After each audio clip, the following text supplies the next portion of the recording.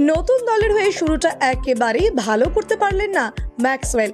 গুজরাটের বিরুদ্ধে মাঠে নেমে প্রথম বলেই এলবিডব্লিউ হন পাঞ্জাবের গ্লেন ম্যাক্সওয়েল, যার ফলে রোহিত শর্মাকে কিছুটা স্বস্তি দিয়ে আইপিএলে লজ্জার রেকর্ড গড়লেন এই ব্যাটসম্যান। গত আইপিএলে রয়্যাল চ্যালেঞ্জার্স বেঙ্গালুরুর হয়ে 10 ম্যাচে মাত্র 52 রান করার পর এই সিজনের শুরুতেই ম্যাক্সওয়েলকে ছেড়ে দেয় বিরাট কোহলির দল।